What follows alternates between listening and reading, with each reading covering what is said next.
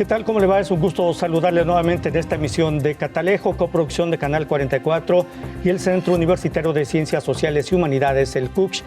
Y también Catalejo es una mirada profunda hacia horizontes cercanos. Es un programa en el que participan académicos, investigadores del CUCH, del Centro Universitario de Ciencias Sociales y Humanidades. En esta emisión abordaremos dos temas. El tema central es el análisis del sistema penitenciario nacional y el sistema penitenciario estatal. Estos serán los primeros 3 bloques de esta emisión. Y en la segunda parte, 2 bloques, abordaremos élites políticas, un estudio realizado por el Observatorio Político Electoral del CUCH. Para abordar el primer tema, en esta emisión nos acompaña el doctor Igor Israel González Aguirre, investigador del Departamento de Estudios sobre Movimientos Sociales del CUCH. Doctor, bienvenido, gracias por estar con nosotros. No, al contrario, gracias, Antonio. El doctor Arturo Villarreal Palos, investigador del Departamento de Derecho Público del CUCH. Doctor, muchas gracias por estar con nosotros. Y el doctor Jorge Alberto Trujillo Bretón, investigador del Departamento de Historia del CUCH. Doctor, muchas gracias. Gracias a ustedes por la invitación. Pues iniciaría preguntándoles cuál es el diagnóstico que ustedes tienen del sistema penitenciario. Si quieren iniciar por el ámbito nacional y luego aterrizarlo al ámbito estatal, ¿cuál es el diagnóstico que ustedes tienen? ¿Cómo está operando el sistema penitenciario en México? Bueno, habría que pensar que tendríamos que hacer una evaluación, si quisiéramos hacer tal cosa, en por lo menos 2 niveles. Una tendría que ver con el diseño institucional como tal, que se puso en marcha desde 2008, más o menos, a lo largo del país, y habría que ver cuál es el espíritu que está colocado detrás de esa especie de reingeniería que se hizo sobre el sistema de justicia. Y la segunda tendría que ver ahora sí con la parte operativa, con la parte donde se ejecuta este sistema. Y desde mi perspectiva, en el plano del diseño, si seguimos con estas 2 fases, en el plano del diseño me parece que es una muy buena reingeniería. ¿Por qué? Porque coloca por lo menos 2 elementos que no estaban tan visibles en el sistema anterior. ¿Cuáles son estos? La presunción de inocencia como tal se coloca al frente y sobre todo, por encima de todo incluso, el respeto irrestricto a los derechos humanos. En el diseño está puesto de esa manera. Y esto requería una serie de aparatos institucionales con profesionales capacitados para que funcionara de manera adecuada. Y es ahí donde tendríamos que evaluar la segunda parte, ¿no? La parte operativa, la parte mucho más de ejecución del sistema. Y creo que ahí ha dejado mucho que desear y ha contribuido el conjunto de fallas operativas del sistema que tienen que ver con la falta de presupuesto, la falta de recursos humanos y técnicos profesionales, ha contribuido a la profundización de una crisis de legitimidad de la arquitectura institucional en la que estamos insertos y particularmente a una especie de falta de confianza en las instituciones que administran e imparten la justicia entre la ciudadanía. Si ya existía esa especie de imaginario, creo que algunas de estas fallas a las que me refiero han contribuido a profundizar esta perspectiva. Yo lo pensaría entonces, para cerrar la idea, en estos 2 términos. Una evaluación en el plano del diseño institucional, que a mí me parece, digamos, más o menos adecuada, por lo menos en el espíritu en el que está diseñado, en el que está redactada el nuevo sistema, y la otra evaluación en el plano ejecutivo. Y creo que ahí es donde tenemos que poner mucha atención en algunos aspectos muy particulares. Gracias, doctor Arturo Villarreal básicamente señala que una buena reingeniería en el papel, cuando menos, pero ya en la operación ahí todavía persisten las deficiencias. ¿Qué nos comenta al respecto? Sí, bueno, nosotros tenemos un fin declarado de la pena de prisión en la Constitución, de cuál es el sentido de la pena de prisión. Y el artículo 18 constitucional nos dice que la finalidad de la pena, al menos la pena que se impone, es la reinserción social del imputado condenado por medio del trabajo, la educación, la promoción de la salud y una serie de valores e indicadores que establece la Constitución. Eso en la doctrina penal se conoce como prevención positiva. Pero la realidad del sistema penitenciario nos demuestra que el ideal constitucional de la pena como reinserción social no se cumple. Y en eso pues inciden una serie de factores. El principal es la sobrepoblación penitenciaria, conjugado con las deficiencias presupuestales, que a su vez hacen que haya poco personal, y convierten entonces a la prisión en otros de los fines de la pena que la teoría penal identifica como prevención negativa. Esto es, el fin de la prisión no es readaptar, sino es aislar y relegar a quienes han hecho daño a la sociedad. Y eso es lo que se está haciendo en México. Las prisiones se están convirtiendo en centros de contención que no logran su ideal de reinserción social. Es simplemente apartar al infractor, tenerlo ahí guardado un rato, el más que se pueda, y después vuelve a circular. ¿Cuántos vuelven? Pues las estadísticas de los que vuelven, porque aquí hay una cifra negra importante, hay que recordarlo, pero más o menos la estadística nacional nos dice que el 25% de los que estuvieron presos regresan. Y en Jalisco son 30. El 30% regresan. ¿Cuántos no los atrapan nunca? No los hemos medido todavía. Supongo que se refiere al 70%. Sí, el 70% que representaría la cifra negra, que quizá ellos también son reincidentes. Pero no sabemos porque no hay estudios sobre eso. ¿No? Así es, muy bien. Muchas gracias, doctor Jorge Alberto Trujillo Bretón. Doctor, históricamente las prisiones en México han operado de esta manera y el ideal de reinserción nunca se ha consolidado en la realidad. ¿Qué nos comenta? Bueno, yo les puedo comentar que aquí en Jalisco existió desde 1843 a 1845 la penitenciaría de Escobedo, ¿no? Que se encuentra se encontraba en el centro de la ciudad y que se construyó bajo los ideales de la prisión moderna, ¿no?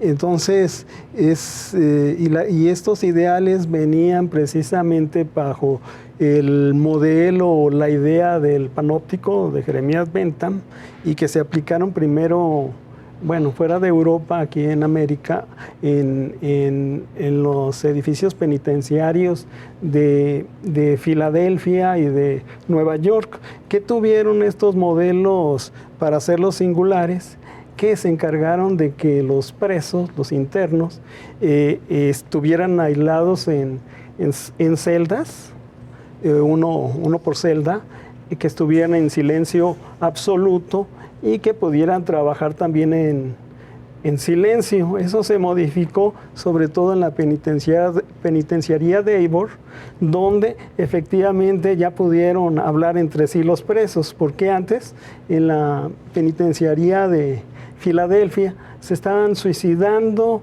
estaban muriendo. Entonces trataron de hacer cambios y esos cambios pues llegaron al resto de América Latina y aquí en la misma Escobedo, donde edificio penitenciario que se intentó ser un modelo de carácter efectivamente moderno, tuvo aproximadamente en su construcción 600 celdillas, ¿sí? Pero con el tiempo hubo sobrepoblamiento. A esta penitenciaría llegaban presos que cubrían sentencias de 1 año o más de todo el estado. ¿Qué delitos eran los que se daban principalmente? Los delitos de carácter económico como el robo, los hechos de sangre, homicidios y rencillas, y en tercer lugar, delitos de carácter sexual. La Constitución de 1857 decía que para que se eliminara la pena de muerte era necesario que en estos nuevos edificios penitenciarios se aplicara un reglamento, ¿sí? Un reglamento donde se ordenara la vida interna de los presos y de los guardias. Pero con el tiempo la misma penitenciaría de Escobedo pues empezó a naufragar porque hubo sobrepoblamiento, hubo control de los presos, hubo corrupción de los guardias y de las autoridades, hubo prostitución, hubo alcohol, hubo consumo de drogas. La penitenciaría de Escobedo, que fue un proyecto bastante moderno y el primero en México, incluso antes de que empezara a trabajar la penitenciaría de Puebla, que también es una de las primeras, e incluso la de Lecumberri, que es posterior, pues fue un modelo para otras penitenciarías aquí en México, pero fracasó. Ahora, los conceptos. Estamos hablando de regeneración social. Para los internos estamos hablando de rehabilitación social por el trabajo, la moral, incluso la religión. Estamos hablando de readaptación social y ahora hablamos de reinserción. La prisión sí sirve, sí, pero sirve para los intereses de una sociedad que tiene muchos vicios y que ha sido parte de lo que es el sistema capitalista aplicado, ¿verdad?, aquí en México, en donde lo que podemos notar inmediatamente es que hay una injusta distribución de la riqueza y que la educación, y me refiero a la educación, es insuficiente. Mientras esos aspectos no se considere su solución, una mejor distribución de la riqueza, mayor educación, vamos a tener edificios penitenciarios con conceptos muy modernos y hasta posmodernistas que no van a servir de nada. Muy bien, muchas gracias, doctor Trujillo. Vamos a hacer una pausa, permítanos, regresamos. Esto es Catalejo, coproducción de Canal 44 y el CUSH. Ya regresamos.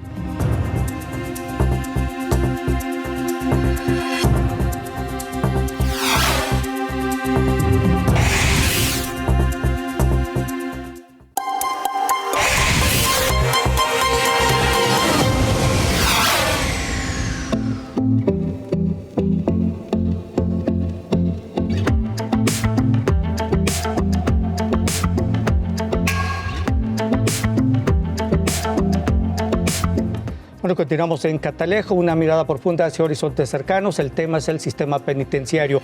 Bueno, el doctor Trujillo me llamó la atención que manejó dos conceptos, uno de readaptación y uno de rehabilitación. Y yo quisiera en esta segunda parte que ustedes me dijeran, obviamente con otra pregunta, no es lo mismo readaptación que rehabilitación, porque pues, yo diría que van encaminados o van muy ligados.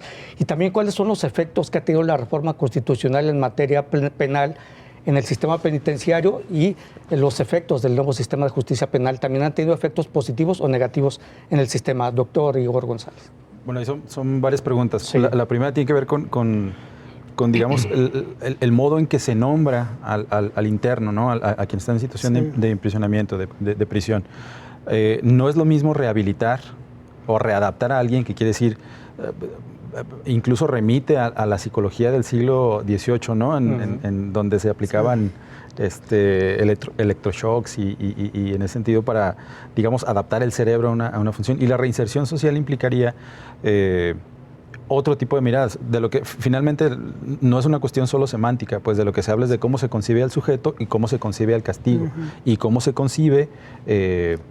el tiempo y los mecanismos a partir de los que una persona que comete una falta paga primero su culpa y luego puede o no reinsertarse en la sociedad una vez que ha sido que ha atravesado por ese proceso. De las otras preguntas, yo podría decir que en todo caso una de las ventajas, si es que podrían llamársele así, del nuevo sistema de justicia penal tendría que ver con esto que te señalaba hace un rato, la necesaria presunción de inocencia de quien está siendo sometido a un proceso y el respeto irrestricto a los derechos humanos. Para mí eso, que esté puesto de manera manifiesta en una institucionalidad, me parece ya de suyo una ventaja, pues habría que ver. ¿Pero esto ha tenido efectos positivos en el sistema penitenciario? Yo creo que sí, desde mi perspectiva sí, y debo aclarar que yo trabajo con población joven, es decir, que no ha llegado todavía a las instancias de imprisionamiento mucho más severas, ¿no?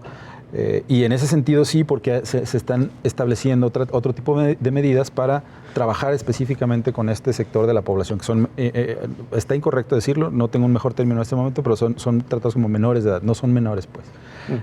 Tienen menos de 18 años.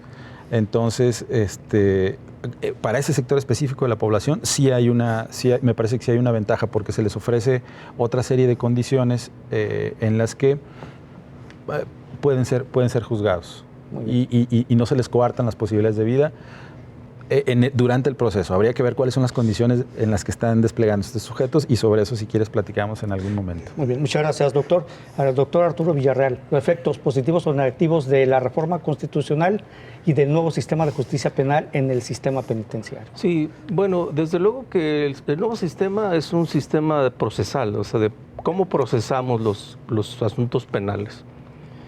¿Qué tanto ha impactado esto en el sector penitenciario? Bueno, debo decir que ha impactado positivamente, o al menos hasta el año pasado impactó positivamente, porque con el nuevo sistema acusatorio la prisión preventiva dejó de ser una regla como lo era antes.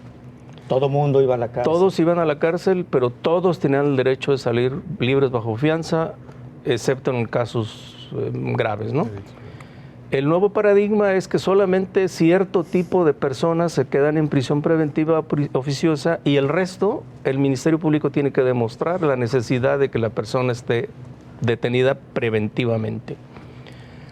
¿Qué trajo como consecuencia eso? Que de 2008 a 2019 bajáramos las prisiones de 250,000 presos a 198,000 presos. ¿Qué hizo eso? Que disminuyera el índice de sobrepoblación penitenciaria y que mejoraran las posibilidades de efectivamente lograr la reinserción de alguien. Sin embargo, el año pasado, hay que recordar, se reformó la Constitución. Las presiones sociales son muchas porque la autoridad no puede contener la delincuencia, la delictiva por medios como podrían ser una mejor investigación, una mejor capacitación al Ministerio Público. Entonces la respuesta de la autoridad es siempre la contención. Entonces se vuelve a aumentar, aumentaron ya 10 delitos más, entre ellos 3 que a mí me parece que van a contribuir a la sobrepoblación penitenciaria. Uno es el robo autotransporte, que va a ser preventiva oficiosa. Los delitos de armas, todos, y los delitos de robo a casa habitación. Pienso que esos van a detonar otra vez los índices al alza, aun cuando todavía no se han hecho las mediciones de 2019. No sabemos todavía qué tanto está impactando. Y es que precisamente este incremento de los delitos que ya meritan prisión preventiva oficiosa fue precisamente por la crítica que se hizo. Es que los delincuentes están saliendo libres. Hubo esas presiones que usted señala y por eso se modifica, se hace la reforma constitucional. Sí, pero es que en contrapartida pues está el principio de presunción de inocencia también, ¿no? Sí, claro. Que es uno de los que quiso fortalecer la reforma de 2008.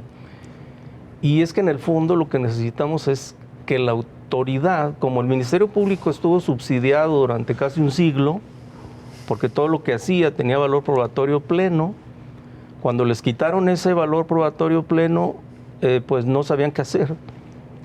Muy bien. Cómo buscar pruebas o algo así. Muy bien. Doctor Trujillo, ¿qué nos comentas?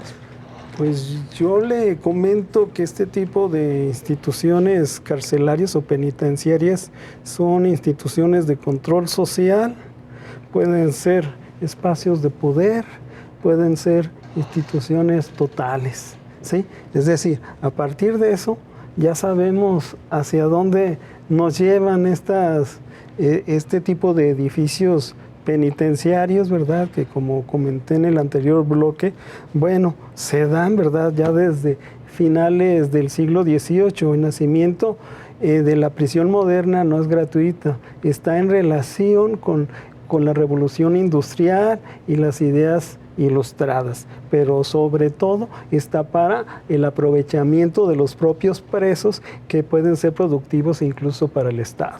¿Sí? Por eso estos centros penitenciarios pues también ponen a la mano de obra cautiva a trabajar para recuperar parte del costo, pero también para explotarlos o bien para concebirlos, por otro lado, como un trabajo de carácter caricaturesco. ¿Sí? Entonces, creo que esos elementos son importantes. Lo que hay que tener es que efectivamente estos edificios sirvan, como ya lo comentó el doctor, ¿verdad?, como edificios para contener a una población, ¿verdad?, que puede ser problemática para la sociedad. Louis Bougacan, un sociólogo francés, habla de las cárceles de la miseria. La mayor parte de esta población vienen de la pobreza, y no porque ser pobre sea un crimen, sino que a una cantidad significativa de la población las arrojan a la desesperación y llegan a cometer delito. Pero esto no quiere decir, por ejemplo, que los grandes ricos, los grandes propietarios de este país no cometan delitos. También cometen delito, y esto es por la ambición y el grado de poder que desean obtener. En un caso es la ambición y en otro caso sería la necesidad. La necesidad, sí. Bueno. Entonces estos edificios tienen su propia historicidad, su propia arquitectura, define también y explica a la sociedad que se animó a construirlos. Entonces, creo que son cosas muy importantes. Se dice, bueno, ¿por qué en el siglo XIX la penitenciaría de Escobedo se construyó donde actualmente está el tren ligero? Sí, a unas cuadras. Pues porque estaba en la periferia de la ciudad.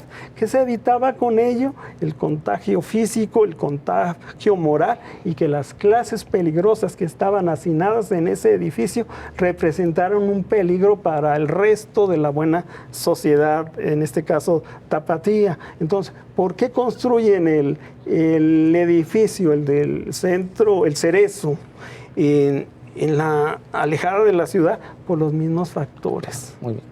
Muchas gracias, doctor Trujillo. Permítanos, vamos a hacer una pausa. Regresamos a Catalejo, coproducción de Canal 44 y el CUSH. Volvemos.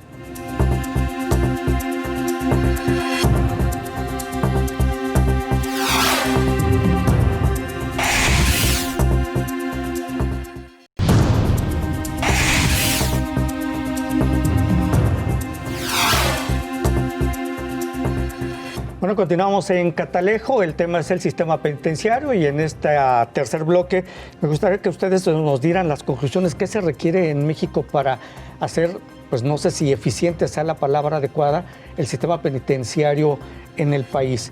Y me refiero al tema presupuestal. Los gobiernos destinan cuantiosas cantidades de recursos públicos para el sostenimiento de las cárceles y de los reos. Y en otros países lo que se hace es la operación de empresas privadas para que los propios reos trabajen dentro de los reclusorios y ellos mismos se sostengan, a ellos y a sus familias que están afuera. Doctor Igor González, ¿qué nos comenta? Mira, yo pensaría que necesitaríamos explorar nuevos esquemas institucionales en este sentido. No estoy tan seguro que la iniciativa privada sea la vía inmediata o más adecuada en este momento para acercarnos a estos nuevos esquemas.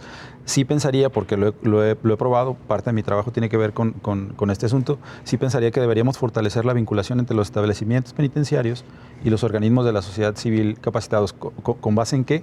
Con base en criterios de subsidiariedad. Es decir, yo gobierno, yo institución gubernamental, no tengo los recursos ni técnicos ni humanos para hacer cierto tipo de trabajos, pero sí tengo el presupuesto para hacerlos. Entonces subsidio este tipo de cosas para hacer más eficiente el trabajo y se lo delego a quien sí tiene esos recursos técnicos y humanos, que en el caso que yo he trabajado tiene que ver mucho más, o están anclados esos recursos en organismos de la sociedad civil que se preocupan por lo que le comentaba yo al doctor hace un rato, por modificar de alguna manera la función social que tiene la prisión, y que en última instancia se generen mejores condiciones al interior de estos establecimientos para efectivamente tener procesos de reinserción social, porque una vez que egresan los jóvenes con los que yo trabajo, una vez que egresan de estos centros, llegan a sus mismas condiciones, a las mismas condiciones sociales, y eso hace muy difícil el trabajo pues, de reinserción como tal. Hay condiciones más favorables para la reincidencia que para la reinserción. Entonces yo pensaría en ese tipo de esquemas institucionales mucho más vinculados por la vía de la subsidiariedad con organismos de la sociedad civil. Que además esos organismos de la sociedad civil tienen personal capacitado. Así es. ¿no? Y esto redundaría en un beneficio para el sistema y los presos. Muy bien, muchas gracias, doctor. Doctor Arturo Villarreal, ¿qué nos comenta al respecto? ¿Es necesario esto? Porque los gobiernos destinan cuantiosos recursos para esto. Sí, Bueno, en relación a las cárceles o prisiones privadas, bueno, eso evidentemente conlleva riesgos, ¿no? Desde mi punto de vista debe seguir el control público de las prisiones, incluso por razones hasta de seguridad nacional, ¿no? En cuanto a lo segundo, ¿qué podemos hacer para resolver este problema? Doctor, me decía, ¿tenía usted el dato de cuánto destina el gobierno? No lo encontré ahora. Muy bien, de acuerdo. Pero si mal no recuerdo eran como 137, 140 pesos diarios por cada recluso. Entonces usted multiplica eso por 200,000. 200,000, ¿qué es eso? Más o menos, ¿no? La segunda cuestión, creo que tenemos que racionalizar. Bueno, el derecho penal es desde luego un medio de control social altamente formalizado, ¿no? Y eso no necesariamente es negativo, pues. Y la prisión se supone que es el último medio de control social fuerte, ¿no? Pero creo que sí debemos hacer una racionalización del uso de la pena de prisión. Porque cuando uno analiza las penas a que están condenados los reos, nos encontramos que el 25% tiene penas menores a 5 años. Otro 25% tiene penas menores a 10 años. Y solo la otra mitad tiene penas que son mayores a 10 años. Entonces, estamos llenando las prisiones de gente que va a tener penas cortas. El porcentaje de sentencias que obtiene el Ministerio Público a nivel nacional son 40% a 3 años de prisión. En el estado de Jalisco es el 60%. Entonces, desde mi punto de vista, tiene que hacerse también una racionalización de qué está persiguiendo el Ministerio Público y a quiénes estamos enviando a la cárcel. Claro. Y tratar de hacer racional eso y tratar de tener a los delitos más graves. Y lo que usted enseña son delitos menores por la sentencia. Bueno, hasta por un choque. Sí, muy bien.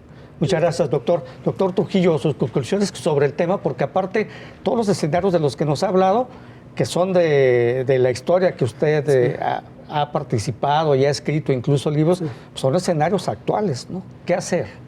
Pues mire, ¿qué hacer? Yo pienso que si crearan, por ejemplo, prisiones de carácter privado como ha sido en San Diego, California o en Nueva York, pues simplemente la pena de el castigo, ¿verdad?, se iba a convertir en un gran negocio, es decir, el preso como una mercancía, ¿sí? El sistema, pues feliz, ¿verdad?, va a haber más recursos para unos cuantos.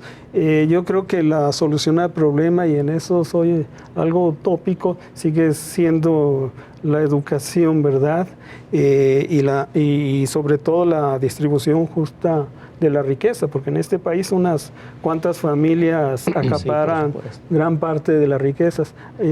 Pienso en todos esos conceptos que mencioné al principio, y digo, si esta situación sigue así, se van a crear otros conceptos nuevos, pero no van a solucionar nada.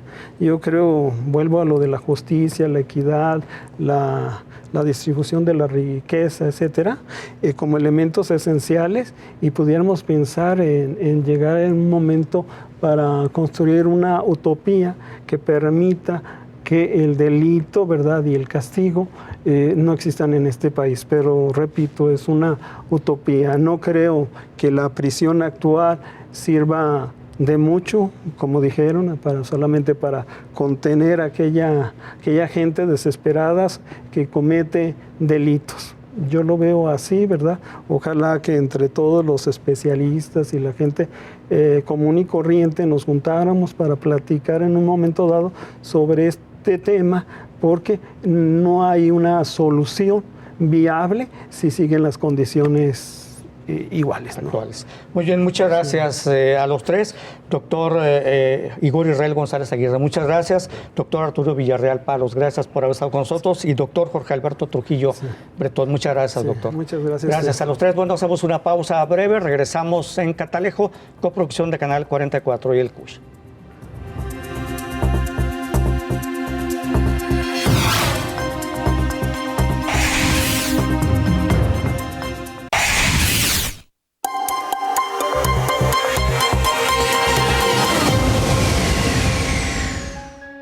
En En el auditorio de Alberto Navarro Sánchez del Centro Universitario de Ciencias Sociales y Humanidades, Campus La Normal, fue presentada la investigación Las cosas y las vivencias, relato de un método, de la maestra María Cristina Toro Zambrano, como parte del seminario permanente de investigación del Departamento de Letras denominado Diálogo Disciplinar, Metodologías Analíticas para la Literatura, coordinado por la maestra Reina Hernández Haro.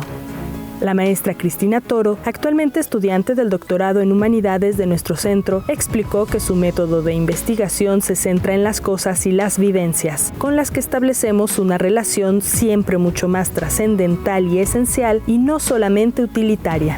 Este método, basado en la fenomenología, corriente filosófica del siglo XX cuyo propósito es encontrar la esencia de las cosas, otorga pautas sumamente flexibles que permiten vincularnos con las cosas y que pueden utilizarse para analizar un texto, una obra literaria, una obra de arte o en general hacer cualquier tipo de reflexión de las humanidades.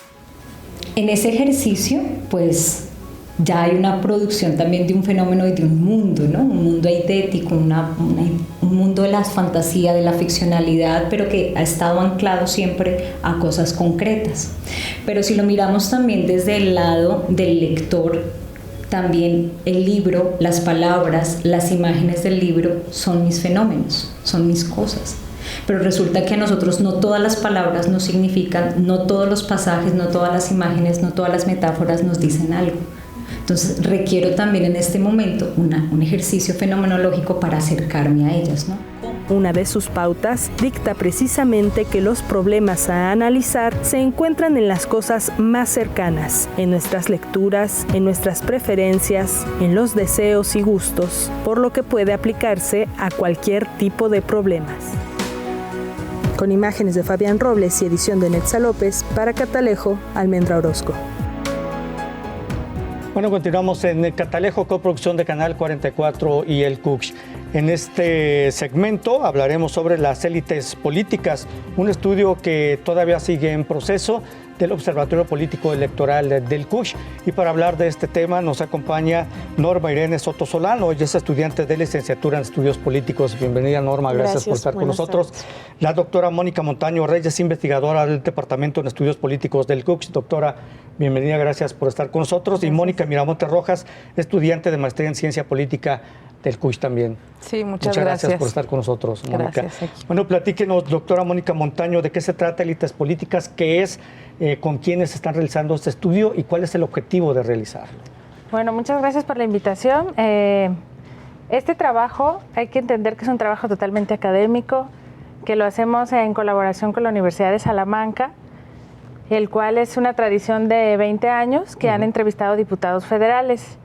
A nosotros nos otorgaron el proyecto a nivel subnacional, entonces estamos entrevistando a diputados locales de México. Se empezó en el 2012 y en esa ocasión entrevistamos a diputados locales de 9 estados y actualmente estamos entrevistando a 4 estados, también por la logística que no siempre se puede coordinar en toda la República. Que sería Jalisco, Tabasco, Guanajuato y Aguascalientes. Ajá, ¿no? Actualmente somos esos 4 estados y bueno, en Jalisco ya llevamos 20 entrevistas, en Tabasco 9, casi 10. Y en Aguascalientes y Guanajuato vamos un poco más lentos, pero estamos trabajando con profesores universitarios de las 4 universidades. Ahora, este estudio, Élites Políticas, está en proceso, pero ¿qué es lo que se pretende? ¿De qué temas se entrevistan a diputados? Usted contesta, doctora Norma, ¿quieres contestar, por favor? Bueno, algunos temas que se tocan en la entrevista es, por ejemplo, su percepción acerca de cómo está el nivel de la democracia en el Estado, su opinión o percepción acerca de los niveles de corrupción o asimismo de confianza que tienen en las instituciones, en los partidos políticos. Básicamente son los temas. Mónica, sobre el mismo tema, ¿qué platican con los diputados? ¿Es fácil? ¿Les dan las entrevistas ágilmente, rápido, les resuelven? ¿Qué ocurre con ellos? Me gustaría decir que es fácil, pero realmente no es tan fácil. Entiendo que los diputados tienen una agenda y que su agenda ya está establecida y cuando llegamos y tocamos a la oficina del diputado no es como pasa, ahorita te hace la entrevista, porque la entrevista también requiere unos 40 minutos aproximadamente, entonces te agendan pero muchas veces por compromisos que tienen de las mismas labores de su profesión, pues no es tan sencillo. Además, no todos los diputados están aquí en Guadalajara todo el tiempo, sino que hay diputados en Puerto Vallarta, hay diputados en los Altos de Jalisco, entonces también pues chocan un poquito. Claro, están ahí en sus distritos y encontrarlos aquí no siempre es tan accesible, puesto que pues, están en todo el estado. Muy bien. Uno de los objetivos, Leo, aquí es visibilizar el trabajo de los legisladores y contribuir a mejorar la relación representado-representante. ¿En qué consiste esto, doctor? Si analizamos la última encuesta sobre calidad de la ciudadanía, podemos ver de manera alarmante que los mexicanos en general, en la persona en quien menos confían es en el diputado. O sea, el diputado está por debajo de los policías o de cualquier otro tipo de actor político, ¿no? Entonces es preocupante porque nos habla de que hay o un mal funcionamiento del Poder Legislativo o una mala relación entre sus representantes y representados, y lo que queremos con esta entrevista y que también es una de las preguntas, pues es preguntar al diputado cuántos ciudadanos recibe en su oficina, qué temas son los que más ve con la gente, a qué personas toma en cuenta antes de votar en la sesión. Entonces ha sido también un trabajo muy interesante porque hemos aprendido lo que hace un diputado y que casi nunca se conoce. Sí. ¿Y qué resultados han obtenido, por ejemplo, de estas preguntas que seguramente ustedes ya las han hecho? ¿Un diputado a quién representa? ¿Siente él que representa realmente a los ciudadanos de su distrito o él siente que representa a su partido o nada más a él mismo también? ¿Qué nos comentan ustedes que han realizado las entrevistas? Pues podríamos decir que la mayoría sí tienen en cuenta pues que sí representa a la población de su distrito. Otros tantos pues sí se enfocan más como a los partidos, a su partido. El partido en el que militan. Pero sí, la mayoría se enfoca a la población de su distrito. ¿Y saben ellos a qué población representan? Por ejemplo, ¿cuántos habitantes hay en el distrito al que ellos supuestamente representan? Pues, Mónica.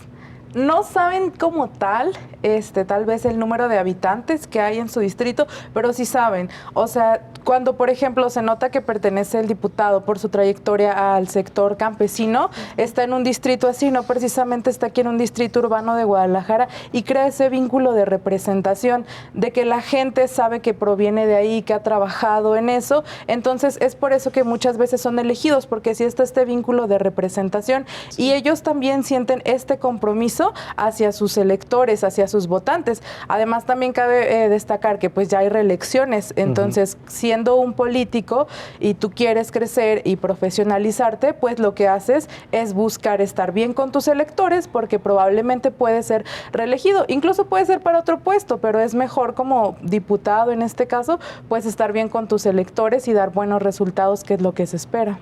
No sé si en la batería de preguntas de esta encuesta que están realizando, doctora, se hable, en el momento de votar, los legisladores toman en cuenta a quiénes, a sus representados o a los intereses de su partido, a la línea que les marquen los dirigentes de su partido o su propio coordinador parlamentario. Está esta pregunta ahí, ¿qué han contestado los legisladores? Preguntamos antes, en 2013, la pregunta era ¿a quién toma más en cuenta para tomar decisiones políticas? Y obviamente la mayoría contestaba a la gente, a todos los electores, ¿no? Porque es una respuesta esperada.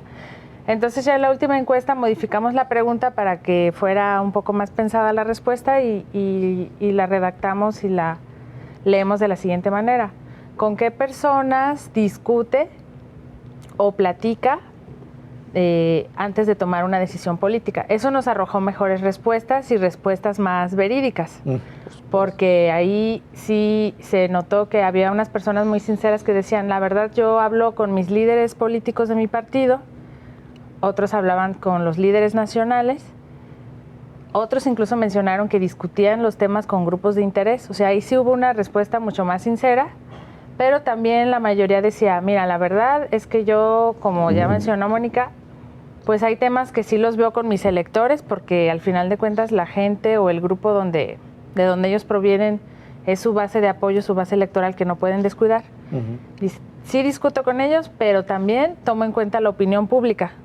Se guían mucho por lo que leen en los periódicos y por el termómetro a nivel general de lo que piensa la gente. Entonces dicen que sí valoran mucho la opinión pública y estos otros actores que te digo antes de tomar una decisión. ¿Y esas decisiones que toman realmente se reflejan en la realidad de sus votaciones? ¿Lo que señalan ellos en sus respuestas? Sí, ahorita ya empezamos a hacer otro análisis de el tipo de iniciativas que votan y la pregunta que hacías antes, ¿no? ¿Saben a quiénes representan? Muchos de ellos también dicen que no representan solo a su distrito o solo a su partido, sino que estando ahí ya tienen que pensar en todos los jaliscienses, porque las leyes que aprueban afectan a todos. Entonces sí hemos visto que esa es una contradicción interesante, porque son electos por un distrito, por un partido, pero al final de cuentas cuando ya están ahí y tienen que legislar, pues tienen que pensar en todos los sectores que serán afectados o beneficiados, ¿no? Entonces sí se vuelve una plática interesante con ellos, que nos platican que tienen que mediar entre lo que le piden sus electores y su partido y lo que la gente en general y los que sufren consecuencias de ciertas leyes, pues también les piden. Muy bien. Muchas gracias, doctora. Vamos a hacer una pausa breve.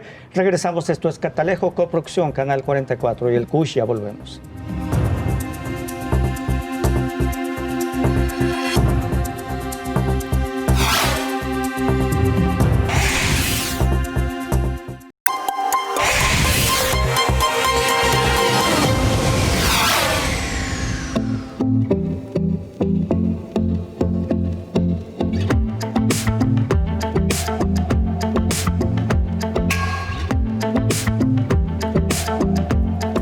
Bueno, continuamos en la parte final de Catalejo. El tema son las élites políticas, una encuesta que se está trabajando actualmente con legisladores en el ámbito local, también en 4 entidades, pero no estamos hablando exclusivamente de diputados de Jalisco.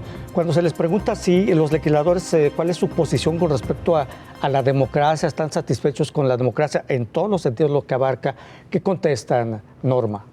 Bueno, una pregunta principalmente es si consideran estable o muy estable o no estable la democracia en el Estado.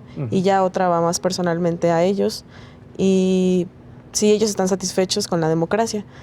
Pues en esta primera la mayoría responde pues que sí, que consideran que la democracia es muy estable en el Estado y por consiguiente que pues ellos consideran que es la mejor forma, la democracia, a un régimen no democrático. También les preguntan si preferiría otro régimen, ¿no? Sí. ¿Qué contestan al respecto, Mónica? Democracia totalmente, sí, es como... Se pregunta si en tiempos de crisis ellos preferirían un gobierno distinto a la democracia, algo tal vez más autoritario, pero no, ellos refrendan la posición de que la democracia es el mejor régimen y en su mayoría, bueno, creo que de hecho todos han contestado que prefieren la democracia hasta ahora y estas encuestas las hacemos desde 2018 que entraron, no me ha tocado alguien que diga no, yo creo que un régimen autoritario sería mejor. Están por la democracia. Ahora, la ubicación también ideológica, porque se les pregunta ¿cómo consideran ellos la ubicación ideológica tanto del gobernador y la de ellos mismos, doctora? ¿Qué contestan en ese sentido? Sí, ahí tenemos varias preguntas, considerando este espectro del 1 como extrema izquierda y el 10 extrema derecha, les pedimos que ellos ubiquen a los partidos de Jalisco, que ubiquen también al gobernador, a otros actores, o sea, también medimos a actores del PAN, del PRI, de Wikipolítica, y que ellos también se autoubiquen. Y lo que ha sido sorprendente es que la mayoría de los que responden dónde ubican al gobernador lo ubican en el centro izquierda y también ellos mismos, la mayoría de los diputados, contestan en un rango del número 4 o 5, ¿no? Que sigue siendo centro izquierda. Entonces tenemos un gobierno de centro izquierda, según la opinión de los legisladores. Sí, tanto el gobernador como ellos son de centro izquierda, o sea, nadie es de derecha en este estado. Pues hay 2 o 3 que responden, sobre todo cuando entrevistamos a diputados que son de partidos muy de izquierda, colocan a la derecha al gobierno, ¿no? Sí. Y los partidos que son de derecha lo colocan a la izquierda. Sí, o sea, es raro porque depende de la visión del partido de donde viene el diputado, cómo evalúa al otro. Muy bien. Ahora, cuando les cuestionan a los legisladores sobre los problemas que hay en la entidad, ¿sí saben ubicar ellos cuál es la realidad del Estado? Por supuesto. Norma. Sí. Pues un problema que lo mencionan mucho, pues la seguridad. Todos la padecemos y además es muy evidente, ¿no? Claro. Sí, la desigualdad, el desempleo también. Sí, son esos 3 principalmente. Sí. Mónica. aunque creeríamos que estos diputados viven en su élite y que no saben de los problemas burbuja de los demás, exacto, sí nos damos cuenta que todos la inseguridad es un problema, y si les preguntas te dicen que sí, que la inseguridad es el problema más grande que hay en el estado de Jalisco y que también la corrupción. Entonces también creo que puede haber una relación entre unos y otros, pero sí posicionan como la inseguridad en número uno de problemáticas del estado. También hay otros rangos el que se les puede asignar, y yo noto incluso, por ejemplo, que no legislan tanto a favor de los derechos humanos, grupos indígenas, algo así. Tenemos prioridades como inseguridad, y esto llama la atención porque hay diputados que representan comunidades indígenas o por la zona en la que se encuentran. Sin embargo, sí, la seguridad está ahí primero que todas. Y no sé si abarque también en esta batería de preguntas qué hacen ellos para resolverlos, si saben ubicar los problemas que están haciendo ellos como legisladores, representantes de los ciudadanos, qué hacen para tratar de resolver, de que se resuelvan estos problemas. Pues esa será una buena pregunta que hay que agregar. Sí, porque no está. No está. Generalmente más bien lo que preguntamos es de cómo trabajan en el Congreso, cuántas veces se reúnen con otros diputados para apoyar proyectos que puedan resolver los problemas de Jalisco. No somos tan específicos de cómo lo resuelven, solo son preguntas alrededor de su trabajo legislativo. Algo muy interesante y que yo siempre he comentado es que dicen que reciben a mucha gente en sus oficinas, pero que la mayoría de los ciudadanos va a hacerles peticiones a veces de dinero, de ayuda para que les den para el pasaje. Nos han contado historias de que van pues familias con bajos recursos a pedirle dinero para sus vacaciones, ¿no?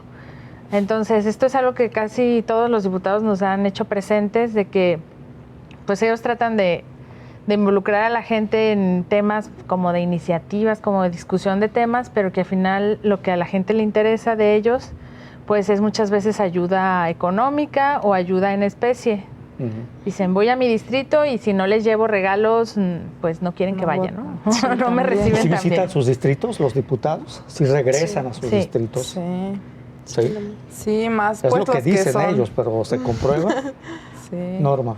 Pues, por ejemplo, tenemos diputados, como ya lo comentábamos anteriormente, pues que están en otros... Sí. Y se puede notar, ¿no? Porque al momento en que vamos a buscarlos a sus oficinas, pues sí es como de que, no, pues tal diputado está trabajando esta semana en su distrito, y sí nos hemos encontrado con ese tipo de situaciones. Ahora se menciona, doctora, que los diputados reciben a mucha gente, pero menos a ustedes, porque apenas llevan 19 entrevistas, Mónica. Sí, a nosotros no. Y me parece un poco extraño, porque vamos y les decimos que la entrevista es con fines académicos, pero a veces yo noto que ellos tienen como esa incertidumbre, dicen, ay, ¿para qué van a usar estos datos? ¿O para qué me quieren preguntar esto? Entonces, ahí por eso yo creo que está como ese lacito que todavía no se pega entre recibirnos a nosotros, porque creen que probablemente les vamos a dar mal uso o queremos balconearlos. Van ustedes o algo a pedirles así. favores. Sí, pero no, pues nada más nuestra encuesta que nos conteste. Muy bien. Ahora, ¿cuál es la percepción que tienen los diputados sobre la corrupción? Porque ese es tanto en el Congreso como en general.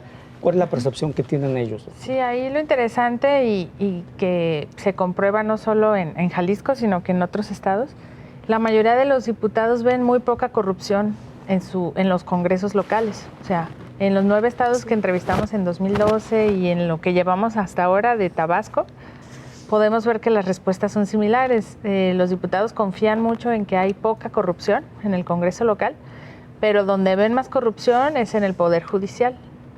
Es donde más ven corrupción.